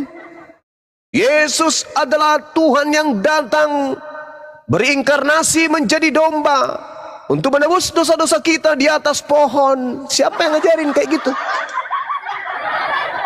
Yang ngajarin siapa? Bukankah Yesus itu guru? Bukankah Yesus itu gembala? Bukankah Yesus itu sang terang? Kenapa Yesus tidak mengajarkan hal-hal tersebut? Kenapa bukan Yesus yang mengajarkan kurikulum itu? Kenapa? Kenapa kami harus mendengarkan ajaran-ajaran seperti ini, tapi ketika kami teliti ternyata tidak bersumber dari mulut Yesus, tapi hanya ada dari pengajaran-pengajaran gereja. Yesus mengajarkan lebih mudah langit dan bumi lenyap dari setitik dari hukum Taurat itu batal. Yesus mengatakan, barang siapa yang meniadakan hukum Sabat lalu mengajarkan kepada orang lain, dia akan menempati neraka. Matius 5 nomor 19. Yesus mengajarkan salah satu hukum Taurat itu adalah Keluaran 31 nomor 14. Kuduskan hari Sabat, bunuh orang yang tidak mengkuduskan hari Sabat. Kristen merubah Sabat menjadi Minggu. Siapa yang mengajarkan kalian seperti itu? Jangan ada ilah lain di hadapanku. Keluaran 20 nomor 3. Boleh saya Jangan. tanggapi ya Bang Juma? Silakan. Langsung diakhiri yang tadi. Keluaran 20 nomor 3. Jangan ada ilah lain di hadapanku. Mengajarkan itu Matius 15 nomor 9 Bang Zuma. Oke, bentar saya mau tanggapi dulu bentar. Iya, betul, Bang Juma. betul. Saya ambil pendek aja, tanggapi Ya, pendek silakan. aja. Kita lihat jadi ibadah Kristen itu bebas, mau hari apapun, jamnya kapanpun itu bebas dan tidak dibatasi ruang dan waktu. Itu namanya Siapa? ibadah. Ya, kalau hari Sabat itu hari Minggu. Itu hari Minggu, kenapa? Hari Minggu itu hari yang diberkati oleh Allah. Dari mana dalilnya hari Minggu? Itu 10 perintah Allah. Bukan Apa itu hari dia? Sabat itu hari apa? Kalau Sabat menurut itu Sabtu. tradisi, betul, hari pertama. Hari pertama itu hari Minggu. Iya, ini karena kayak Kristenan itu kenapa? Karena itu ikuti kebangkitan Yesus ya. Yesus bangkit Loh, pada hari ini Minggu. yang betul yang mana? Yahudi atau Kristen ini? Heran saya. Loh, Kristen kan diikuti. Kalau ibadah tuh hari Kalau Minggu tuh kalau hari apa? Yahudi, Bung, Kenapa? Yom Kuduskan hari Rishon, Yom Sani, Yom Silisi, Yom Refehi, Yom Kamsi, Yom Sisi, Yom Sabat. Sabat jatuhnya di hari Sabtu. Hari Sabtu. Hari ketujuh. Ya. Iya, Ya, itu hari berlaku. pertama itu Minggu, Ahad. Betul. Betul, Makanya Bang hari Juma. Minggu itu Ahad. Disebut Minggu itu Ahad. Dalam bahasa Ibraninya Rishon. Ah, Bang Hari Juma, kedua saya itu tanya. Sani. Saya tahu di Muslim Hari memang ada ketiga Sabat. itu Ya, saya nggak ada. Selisih. Di Hari Muslim, keempat itu Revisi. Hari kelima itu Khamsi.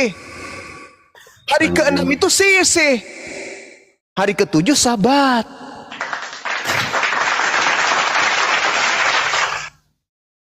Dari mana Kristen merubah Sabat menjadi Minggu? Lah kan kami kan Kristen, kami kan bukan Nah, orang justru itu. Dari mana Kristen ini merubah Sabat menjadi Minggu? Kenapa Jangan saya ambil mentang-mentang karena Kristen itu lahir di tengah-tengah penganut agama pagan, di mana Romawi itu penganut agama Sandai, hari matahari, di hari Minggu adalah hari dewa matahari, Sandai, maka ibadah lari ke hari Minggu, padahal tak ada perintahnya. Yang ada perintahnya itu Sabat. Sabat itu adalah Sabtu. Kenapa Sabtu? Karena hari Ahad itu adalah hari pertama.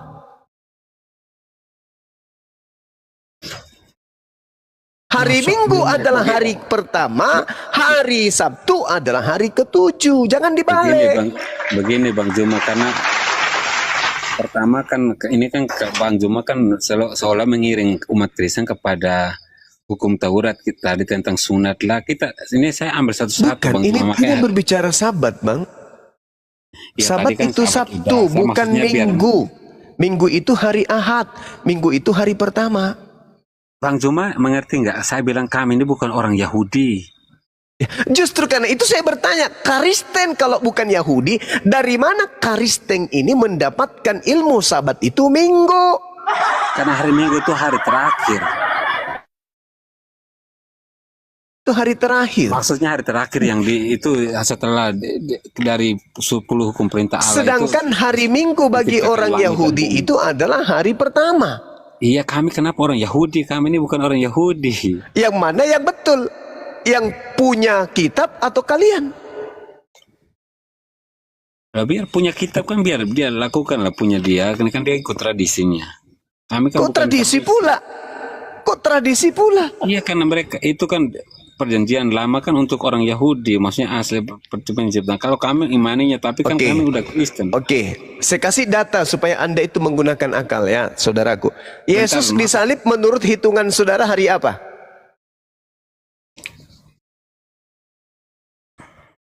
Kalau harinya saya nggak tahu Bang. Nah, mulai ngaco. Hari Jumat.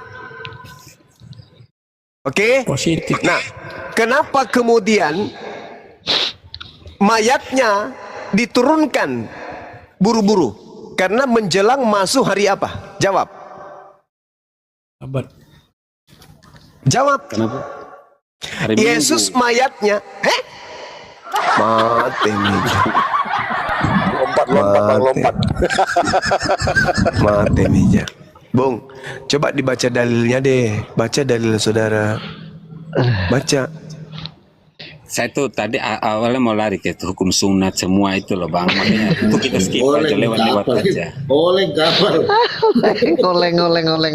Sakit perutku. Bang Rob, kalau nggak tahu bilang nggak tahu biar dikasih tahu sama Bang Juma tuh. Bukan, Bang Juma tuh bacanya benar tapi nggak ngerti maksud saya tuh. Bacanya Waduh, udah bacanya bener nggak ngerti pula. Kayak mana itu ngerti kan itu? bisa baca. Iya itu tadi Bang Mangrub, adat istiadat Yahudi dia dihilangkan oleh Paulus meninggalkan hari Sabat. Kisah Paulus 21 nomor 21 itu jelas di situ. Apalagi Makanya seperti kami Kristen Masa itu belum kerja Bang Juma. apa-apa, Tuhan udah istirahat. Mestinya setelah 6 hari 6 masa menciptakan baru istirahat. Ini hari Ahad langsung istirahat. Hari pertama loh itu. Iya itu Ahad istirahat. Belum buat apa-apa udah istirahat. Sedang konsepnya itu di hari ke-7 istirahatnya. Muhammad, kamu diam. Saya udah tahu, udah dulu kan sama saya. Kamu gak usah. Janganlah gitu mangrove. Kan kita sama-sama Muhammad, tanam mangrove. Saya di kampung saya pun tanam bakau juga mangrove. Tapi Jangan Muhammad tuh baik ya, maksudnya dia sering sama saya, kami sering diskusinya enak. Enggak Mangrove, aku tertarik dari kata Bang oleng Zuma itu kapal Mangrove. ini. Kayaknya mulai oleng kapal ini. Enggak, Bang tadi Zuma. kan dibilang sama Bang Zuma tadi kan, kalian dapat kata hari Sabat itu dari mana? Kristen ini. Ya 10 hukum perintah Allah. Nah itu larinya ke Yahudi kan? Larinya ke Yahudi. Kalau Gimana? larinya ke Yahudi, Benar, harusnya benar. kalian menghitung sesuai dengan hitungan Yahudi, Bang. Aduh. Kenapa larinya ke hitungan Allah Kristen? itu berlaku untuk semua orang. Nah, berarti sabatnya Yahudi berlaku untuk semua orang. Tapi kami itu kan ciptaan baru. Ada tapinya lagi katanya juga. Kenapa Iya, jadi berubah orang kalau orang giliran Kristen. Anda lari ke sabat, lari Minggu? Kristen sama Yahudi, mana bisa? Lele. Gak dikasih tahu, Gimana dong? malah ketawa, hanya diam aja, kita bingung-bingung nih. Gimana? Oh bingung dia Bang Juma, dia bingung Bang Juma. Ya bingung lah orang punya hukum sabat Sabtu kalau larikan ke Minggu pasti bingung ya, lah. itu bukan bingung masalah Alkitabnya. Ini kamu ketawa-ketawa kan sama aja, percuma lah. Apa? bukan Bang Mangrub, itu kan adat istiadat Yahudi Bang, hari Sabat itu harus dikuduskan, harus ditahirkan. Nah kedatangan Paulus kepada bangsa Yahudi untuk meninggalkan adat istiadat Yahudi, yaitu tadi meninggalkan hari Sabat. Nah yang meneruskan itu siapa? Kristen Bang, Kristen. Tapi Bang Zuma, aku rasa Jerry bisa jawab itu. Jerry pendeta itu Bang Zuma. Hah? Jerry pendeta itu. Pendeta Cuplis bang, pendeta Cuplis. Silakan pendeta Jerry. Jerry. Pendeta Jerry, silakan pendeta Jerry. Bang Palopo tanya dulu siapa dulu Kristennya siapa. Itu Jerry udah buka mute-nya. Coba ditanya. Ya, pendeta Iya, dia itu, pendeta meragukan itu. juga dia Kristennya nih. Silakan pendeta Jerry. Jangan Dari berkata bohong. Saya bukan pendeta. Lu Salman betul-betul ya suka fitnah ya. Kau kan jago Jerry, jago ngeles. Siapa? Tidak ada orang jago. Hanya satu yang jago. Yang Itu di tadi surga kata yang Bang Zuma jago. Jerry. Itu tadi kata Bang Zuma. Dari mana kalian dapat kata sabat itu? Hah? Sabat. Nah, Perhentian itu hari perhentian Tuhan. Hari perhentian dari penciptaan. iya dari mana Nah, itulah dapatnya? sahabat dinyatakan itu sahabat. Istilah Dari Iya. Yahudi lah. Masa dari Zuma? Dari Yahudi. coba Kata satu-satu, Mangro kok enggak? Lo apa? Iya, itu hari perhentian. Iya, hari pencipta dari Namanya pencipta itu dari hari penciptanya. perhentian. Betul. Nah, silakan Itu Bang Zuma, kalau- Gurunda. Kalau Jumat Agung itu hari penyaliban Yesus enggak? Peringatan. Kematian. Ah, kematiannya hari apa? Jumat. Makanya saudara Muslim Kenapa sholatnya ikut mayatnya secara diturunkan sebelum maghrib? Kenapa mayatnya buru-buru diturunkan? Karena Ada ajaran Yahudi. karena mau memasuki hari apa? Bukan hari Sabat. sahabat. Bukan memasuki. Tidak boleh dikasih, maksudnya tidak boleh dikasih inap mayat. Betul kan Bang Zuma? Gitu loh, karena Jago membuat Jerry kan? tanah di situ jadi Jago najis. dia nih. Jadi Iya, harus jago ngeles dia. Makanya aku bilang pendeta besar Jago, dia jago. nih. Jago harus. ngeles dia. Dia kok pakai maika. Jadi begitu. Tidak boleh sampai tengah malam karena tanah di sana jadi najis. Bukan karena Sabat. Menjelang Sabat, bukan. Bukan. Mati nih. Bukan ada kok peraturannya itu kalau yang mati tergantung. Bukan karena Sabat. Hah? Masa? La haula wala Balik quwwata. Jerry, pernah sabar. Harus dikubur Apa sih cepat-cepat, ini, jangan sampai dia menginap itu mayat. Karena kalau sampai malam sampai besok itu bikin najis tanah di sana. Sedangkan berarti besoknya itu hari Sabat atau bukan? Sabat. Hari 3 hari lagi tuh Sabat. hitungannya. Sabat, Bos. Yohanes 19 nomor 31. Ya. Hari Ya. esoknya pada saat Yesus disalibkan hari ini, esoknya adalah hari Sabat. Dan Yesus disalib hari Jumat, besoknya hari Sabat. Sabat dan Pasca kalau nggak salah itu. Nah, Sabtu besoknya masa Senin, Selasa, Rabu, Kamis, Jumat, Minggu, Sabtu kok kemana kan? Manra si cing doleng-doleng. Balo macuka. Jadi kita salib terbalik aja nih, Bang Balobo, Jerry. Enggak, ini mangrove gimana nih? Kayaknya udah mulai oleng-oleng barang ini. Kan saya tuh hargai dengar kamu biar nggak tabrakan bos. Langsung Ya. aja satu-satu nggak apa-apa. Ada tanggapan, Mangro, silakan. Lo Bang Jerry gimana Bang Jerry udah selesai. Duh, dilempar Bang Jerry lagi sama udah Jerry. siap, Mas Edu. Jangan harap bantuan dari Jerry, Bang. Jangan. Jangan. Tidak bisa diharap orang ini. Udah jalan. Hancur nih, tidak bisa nih. Aduh. Pandra sekali nih. Jadi Belum Bang Zuma apa-apa. sebenarnya mereka ngerti nih ya kan Bang Zuma. Tapi Ngerti, mereka tetap ngerti. mengingkari ya kan. Iya. Yukhadi'una Allah walladzina amanu wa ma yakhda'una illa anfusahum wa ma yash'urun. Mereka hendak menipu Allah dan menipu orang-orang yang beriman. Padahal sebenarnya mereka hanya menipu diri mereka sendiri. Cuma Padahal kalau dengar suaranya ya Allah yang Karim.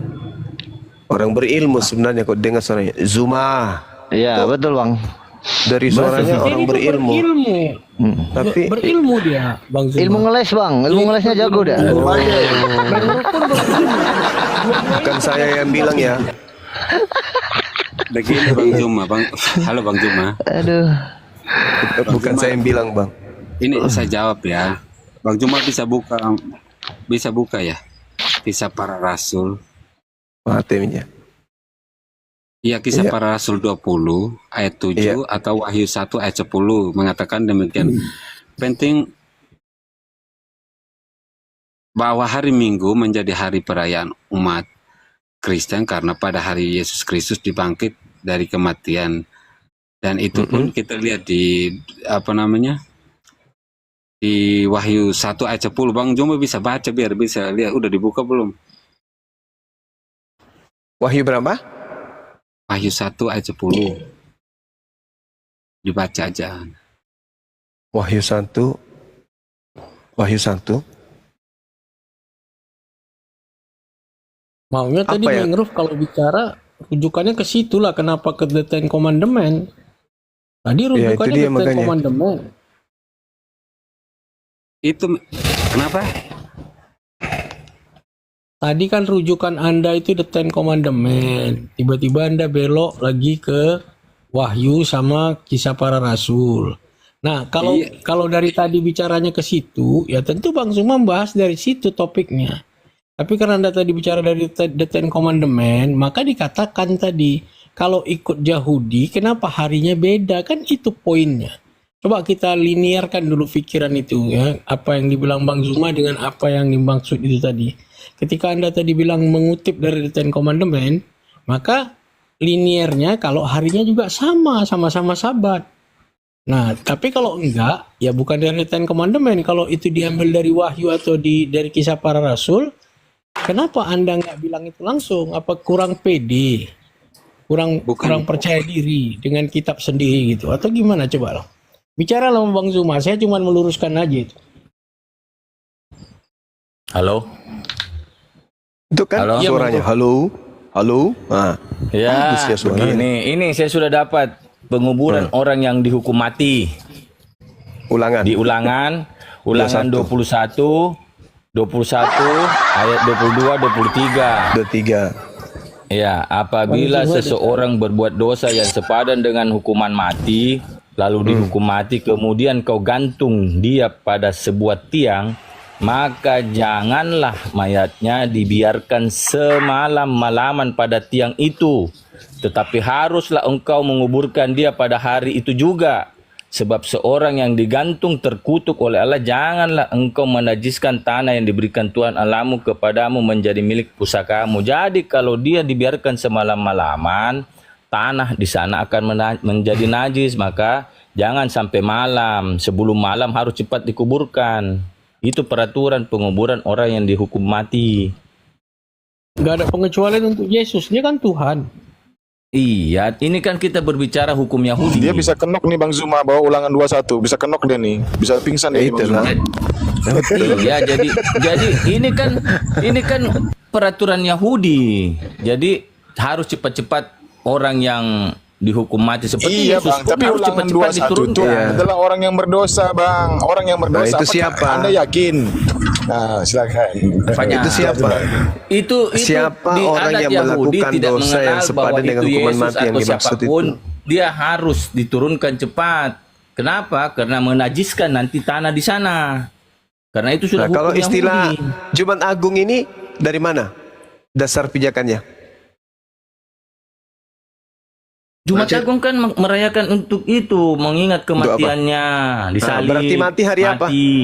Mati hari apa? Jumat. Nah, hari sebelum Sabat, buru-buru dia, kemudian harus mayatnya diturunkan. Iya, karena ini peraturan ini loh. Karena Ini maka karena janganlah besok mayatnya adalah hari dibiarkan. karena besok adalah hari Sabat. ya, berarti Iya, setelah tapi Jumat di hari sini apa? peraturannya, maka janganlah mayatnya Sabat. dibiarkan semalam-malaman pada tiang itu. Tetapi Iya, harus sebab engkau besok menguburkan dia adalah pada hari itu Sabat. juga. Jadi pada Coba hari itu Anda baca juga. di dalam Yohanes yang saya bacakan tadi. Yohanes 19:31. Karena itu hari persiapan dan supaya pada hari Sabat mayat-mayat itu tidak tinggal tergantung pada kayu salib. Sebab Sabat itu adalah hari yang besar. Maka datanglah orang-orang Yahudi kepada Pilatus dan meminta kepadanya supaya kaki orang itu dipatahkan dari mayat-mayat diturunkan. Itu Jumat terjadinya kan? Iya, memang tertulis begitu karena kebetulan besoknya Pak hari Sabat. Tetapi memang harus dikubur, jangan terjadinya. Sekarang pertanyaan saya, berapa jam Yesus di atas salib? Jangan kau bilang dari jam 12 siang sampai besok maghrib baru diturunkan. Tidak cerita sampai besok. Jadi dia tidak cerita malam-malaman loh. Berarti dia diturunkan sebelum menjelang hari besok. Sebelum malam. Sebelum malam. Orang Sebab Yahudi besok adalah sebelum malam. Sebab besok adalah hari Sabat kebetulan besoknya. Jadi tetap hukuman. itu berarti Sabat jatuhnya hari apa?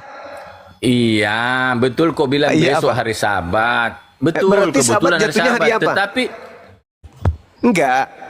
Berarti Sabat jatuhnya hari apa? hari ke-7. Ya, hari apa itu? Ya, berarti kalau bilang itu hari, kalau kita cerita itu hari Ya Sabat, ampun. hari ke-7 ya berarti Yesus yang pada hari Jumat itu dia terhitung hari kelima dari hari Nama Sabat. harinya jadi. Kita tidak ada nama hari, tidak cerita Jumat Sabtu karena tidak ada Jumat Sabtu. Ya Allah, Kita ya bercerita di sini berarti dengan setelah hari Jumat terbang langsung ke hari Minggu, betul? Enggak bisa itu terbang ke hari Minggu karena di sini dibilang maka janganlah mayatnya dibiarkan semalam-malaman pada tiang itu.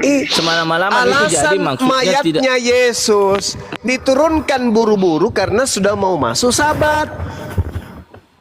Betul? Ya, dan juga kebetulan memang di sini peraturannya itu tidak boleh semalam-malaman. Jadi kalau dia mati Enggak ada urusan dengan itu. Enggak boleh semalam-malaman. Anda sudah menjawab. Berarti sebelum malam mayatnya Yesus harus turun. Selain karena malam, berarti enggak boleh bermalam kan? Iya. Sedangkan besoknya adalah hari Sabat. Berarti besok setelah Jumat hari apa? Sabtu. Berarti Sabat adalah hari Minggu.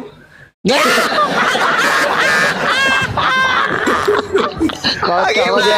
Begini. Ya, saya tidak mau bertengkar tentang Sabat tentang ini. Saya tidak mau semua. Saya cuma mau mengatakan. Tetapi Yesus itu diturunkan karena begitulah yang ada di Ulangan, penguburan orang yang mati gitu loh. Malasani pajana malasakoni ulun nalabaco.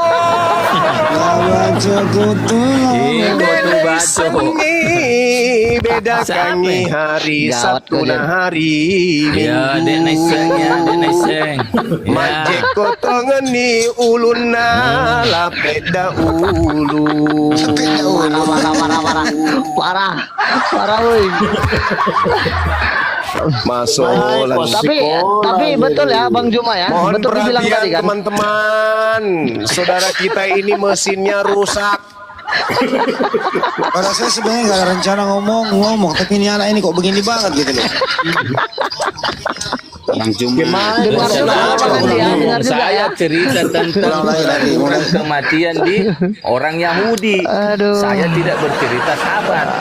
Kalau Gawat masalah jadi. Sabat, kau yang buka cerita Sabat. Tetapi Nah, saya cerita keadaan itu bahwa memaksa Anda harus orang yang mengakui. mati digantung Keadaan di itu. kayu salib Anda harus itu mengakui cepat-cepat keadaan itu yang diturunkan. memaksa Anda mau tidak mau. Mayatnya Diturunkan Yesus. karena peraturan Yesus Yahudi. disalib Jumat. Gitu loh. Tidak boleh semalam-malaman. Berarti dia harus diturunkan saat itu juga. Sebab besok adalah Sabat. Sabat. Nah, ya. Gini Bang Juma, saya narasi bentar ya, saya kasih dalilnya Berarti ya. Salah Kristen karena menganggap Sabat itu hari Manggo. Begini Bang Juma, begini. Begini, halo bisa Oh, diulang? jadi hari Jumat langsung Minggu ya. Makanya diam dulu Bang Handi. Dalam Alkitab, hari Sabat adalah hari ke-7 yang dikhususkan untuk beristirahat dan bertobat kepada Hari Allah. ke-7 itulah Sabat, hari Makanya bentar Sabtu dulu, karena Bang hari Juma, biar pertama kita- itu adalah hari Ahad. biar endingnya nanti Bang Juma bisa nanggapi. Kata Sabat berasal dari bahasa Ibrani, yaitu Sabat yang berarti istirahat atau berhenti bekerja. Dalam Alkitab, hari Sabat memiliki beberapa makna, yaitu hari istirahat Allah setelah menyelesaikan penciptaan. Yang kedua, tanda perjanjian antara Allah dan umatnya. Yang ketiga, hari kudus yang ditetapkan Allah untuk beristirahat dan beribadah. Yang empat, pengakuan atas tindakan penciptaan Allah dan status istimewa yang Allah berikan pada hari ke-7 dalam pekan penciptaan, yaitu ke-7 hari itu. Jadi perintah untuk mengingat dan menguduskan hari Sabat tercatat dalam Keluaran 20 ayat 8 dalam Alkitab. Allah memerintahkan umatnya untuk memisahkan satu hari dari 7 hari untuk memelihara dengan suci. Artinya hari Sabat itu untuk menguduskan. Ya 7 hari memang karena Kristen itu hari khusus untuk Kristen. Hal tetap hari Sabat. Selain itu kitab Imamat juga di Imamat 25 ayat 3-5 disebutkan tentang Sabat yang berujuk pada 1 tahun penuh istirahat, itu maksudnya. Bagaimana Bang Juma?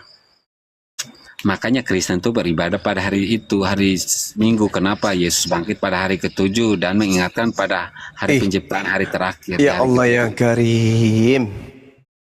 Hari ke-7 itu Sabtu. Betul, itu kan udah masuk pada biasa orang Yahudi itu. Jadi hitungnya Bang Juma lihat dari matahari. Matahari sebelum terbenam. Banyak kali cerita saudara ini. Yesus disalib hari hari Jumat. Tadi Bang Juma saya lihat kenapa Ngeri kali lah kalian saya- paksakan kali itu Mangrove. Gawat kalian. Sebentar, biar Bang Juma dulu Bang. Bang Juma tadi bilang begini, kenapa Yesus buru-buru? Makanya lihat dari konteks sebelum terbit matahari, ya itu dilihat dari situ. Itu dari kalender orang Yahudi itu lihatnya bukan dari jam, tapi Iya dari saya tahu, saya paham, saya ngerti. Nah, Jangan ajarin udah, saya. makanya Jam dari 16 situ. sore itu sudah masuk hari esok. Betul. Berarti jam 18.00 itu hari Sabtu kan setelah Jumat. Makanya contohnya gini, kita lihat tradisi saudara Muslim kalau sholat Kenapa coba bisa dari jadi babak berubah itu hari tergantung itu, hari betul. Jumat langsung ke Minggu ya? Persis seperti orang seperti Islam sholat 1 hari 5 waktu itu. Apa yang lari kemana-mana perginya ya? Aduh. Ya Itu ada janganlah kalian bilang tradisinya. sahabat Mangrove. Itu loh maksudnya. Kalau Saya kalian udah tetap jelaskan, bertahan tapi- di sahabat, ya hancur lah kalian. Saya jelaskan. Sekarang bagaimana? Saya tanya saudara Muslim, hari Sabat di Islam itu seperti apa coba, Bang Jumbi? Sabtu. Sabtu bukan Jumat. Bukan. Jumat ya Jumat. Sabtu ya Sabtu. Ahad ya Nah, terus Ahad. kita tahu bahwa Jumat kan selalu sholat Jumat itu hari dan rata-rata orang berhenti bekerja ya kalau saudara Muslim. Nggak ada Ya. kan? Nggak ada konsep kayak gitu di kami, nggak ada. Loh, kebanyakan banyak yang tutup toko, warung. Di konsep kami tidak ada Tuhan itu berhenti bekerja. Allahu la ilaha illa huwal hayyul qayyum. La ta'khudhuhu zinatu wala naum. Apa Jadi kalau artinya? Allah berhenti bekerja, yang jaga alam semesta ini siapa? Cuplis. Alamak. Astagfirullah. Nggak ada, kami nggak mengenal Tuhan berhenti, nggak. Tuhan beristirahat, nggak. Yang beristirahat itu makhluk karena Bukan Tuhan capek, berhenti. ngantuk, Betul, lelah. tadi maksudnya itu manusianya. Ngapain Tuhan berhenti? Orang Tuhan memang kurang tenaga dalam. Tadi apa? Anda mengatakan Tuhan beristirahat. Bukan kepada karyawan toko-toko. Contohnya toko banyak bengkel tutup gitu. Apa dari Waduh. Kenapa larinya ke bengkel tutup ya? Maksudnya saya tanya umat Muslim nih, hari Sabat tuh ada nggak di Muslim? Tidak ada. Hari Jumat itu, ya ayyuhalladzina amanu idza nudiya lis-salati min yaumil jumu'ah. Pas ada yang bisa lanjutkan? Kalau nggak ada, apa bedanya hari biasa sama hari Senin, Selasa sama hari Jumat? Kan nggak ada bedanya. Gimana ceritanya ini? Kenapa harus ada hari istirahat. Kenapa? Apa tujuannya? Karena Tuhan beristirahat. Bengkel Sampai Anda juga mau niru-niru Tuhan. Karena alam Apa hubungannya? Gimana saudara saya? Tuhan beristirahat hari ketujuh. Maka kita juga harus istirahat karena kita juga Tuhan. Kan saya boleh tahu nih, kan saya ingin tahu kalau di saudara Muslim Allah menciptakan alam semesta dengan 6 masa. Seperti apa sih maksudnya? Biar tahu lah. Kan nggak apa-apa. Di Islam, Bung, kan saya sudah bacakan ayat. Tidak ada Allah itu istirahat di Islam. Iya, bukan Allahnya yang istirahat, orangnya. Maksudnya Tidak ada perintah istirahat di Islam, tidak ada. Emang Ya ayyuhalladzina amanu idza nudiya lis-shalah mi yaumil jumu'ah fas'au ila zikrillah wa zarul bai'. Zalikum khairul lakum in kuntum ta'lamun. Wahai orang-orang yang beriman, apabila telah diseru kepada kalian untuk melaksanakan salat pada hari Jumat, maka bersegeralah kamu mengingat Allah dan tinggalkan jual beli. Yang demikian itu lebih baik bagimu jika kamu mengetahui. Fa iza qudiyatis shalah fantashiru fil ard wabtagu min fadlillah wazkurullah katsiran la'allakum tuflihun. Apabila salat Jumat telah kalian laksanakan, apabila telah salat itu kalian tunaikan, maka bertebaranlah kamu di bumi, carilah karunia Allah dan ingatlah Allah sebanyak-banyaknya agar kamu beruntung. Jadi tak ada istilah istirahat. Setelah hari Jumat istirahat, tak ada. Setelah salat Jumat bertebaranlah kalian ke bumi untuk mencari rezeki. Gak ada hari malas-malasan di Islam, gak ada. Bukan disuruh nutup bengkel, mangrove. Walaupun ada. Iya, gak ada.